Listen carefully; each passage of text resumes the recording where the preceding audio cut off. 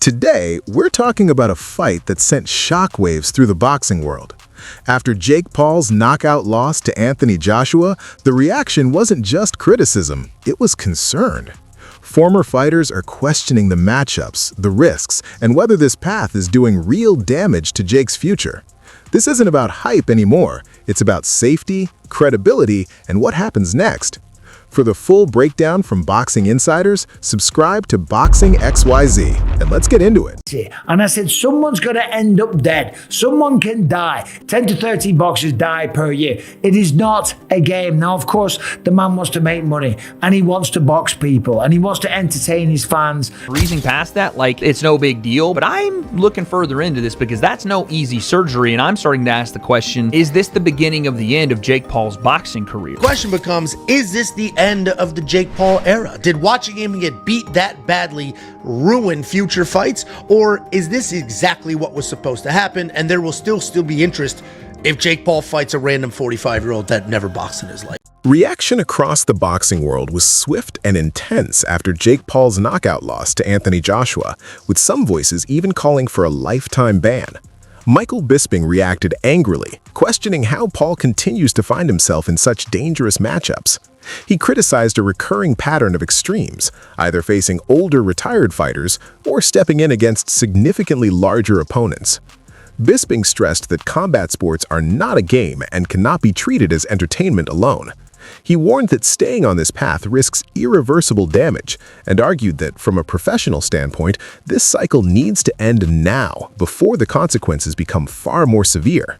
Fighter, if you're a boxer, if you're a mixed martial artist, right, you have to take this seriously and you have to respect the game. That's why when he fought Anthony Joshua, I scoffed at it. I talked a little bit of because of the lunacy. And I said, someone's going to end up dead. Someone can die. 10 to 13 boxers die per year. It is not a game. Now, of course, the man wants to make money and he wants to box people and he wants to entertain his fans and thrill audiences. And that's great. And God bless him. Fair play to him. The man is very, very successful. I've never talked about that. I've only talked about a 58-year-old Mike Tyson or fighting retired, semi-retired UFC legends and then talking about them, right? All I've ever said is box someone your own age and size. And then this thing with Anthony Joshua, I was like, this is crazy. Now let's talk about the actual fight for a second. It happened in the 6th round, and it happened in a 22-foot ring.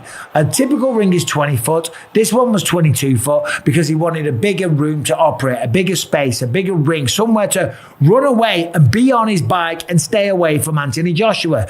Now, I don't blame the guy. I'd have done the same thing, right? Because Anthony Joshua is gigantic and has the kind of power that could potentially do that to you, right? Maybe it's real, maybe it's AI, right? Either way, his face is going to be swollen today. That's a fact, right?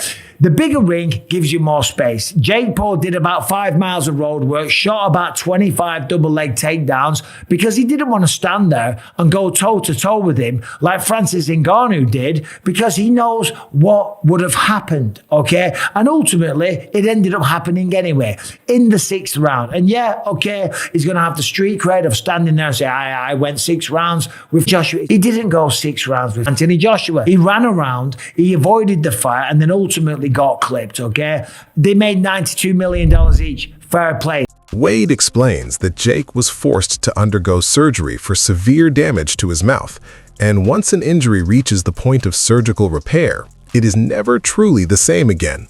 While surgery may correct the immediate issue, it also creates lasting vulnerability.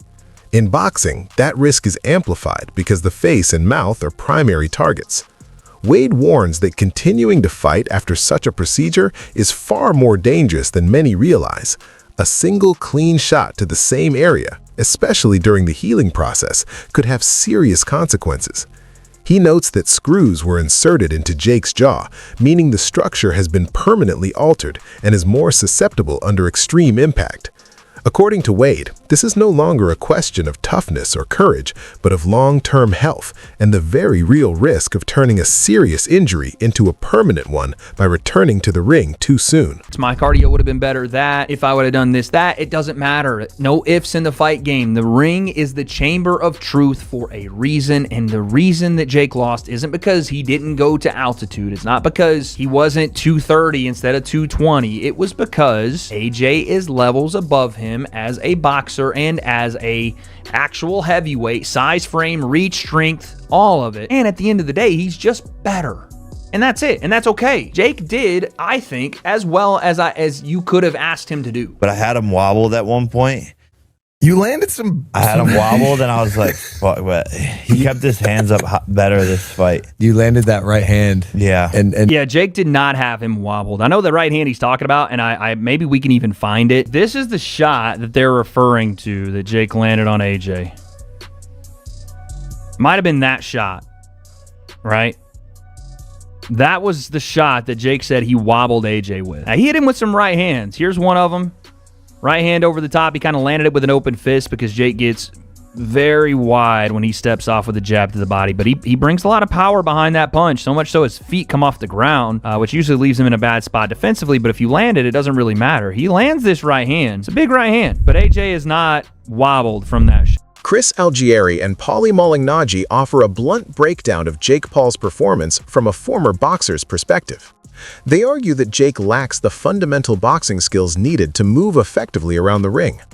Malignaggi explains that when a novice is placed in a larger ring against a vastly superior opponent, there are only two real options: commit fully and fight, or run purely to survive.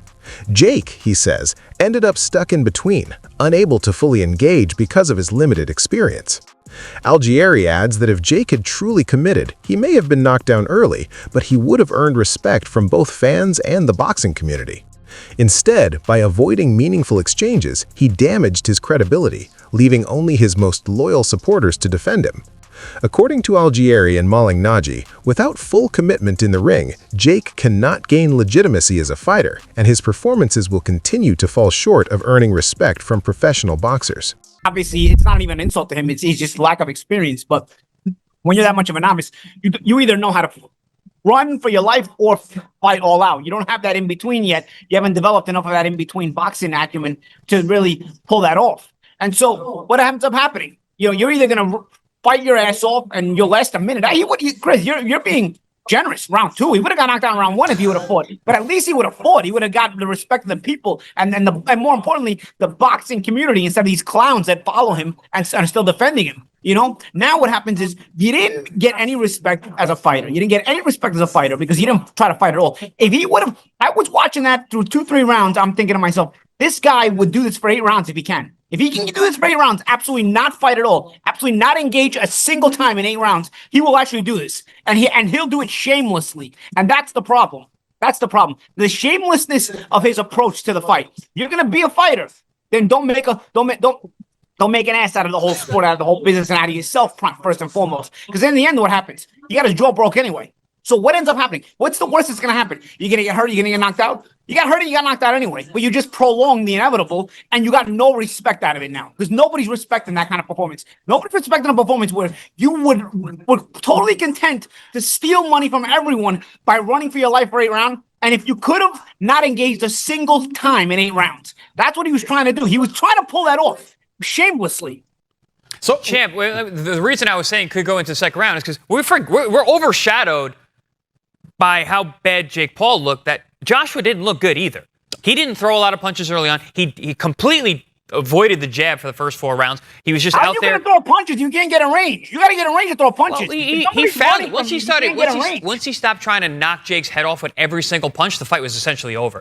But he's out there. It looked like he was rolling out his elbow, which he did have surgery on. He's out there literally doing this at times. He wasn't trying to land the jab. If he went out there and started jabbing, it would have been a different thing, but he didn't. It took him 4 rounds. It almost looked like he literally was like putting oil on the rusty joint to break the rust off by the time he got there in the 4th round. That's the only reason I said he would last the first or second round. Joshua didn't look that great either. His feet looked slow. He looked like he was getting off of an injury, being out of the ring for a while. Looked like he had to find his confidence, he had to find his jab. Anthony Joshua has a phenomenal jab. He's got one of the better jabs in heavyweight and the current heavyweight crop. He's got a good jab. It's very accurate. He throws it a lot. He barely threw it this fight. Angelo and Josh dissect Jake Paul's recent fight and openly question whether it marks the beginning of the end, not just for him, but for influencer boxing as a whole.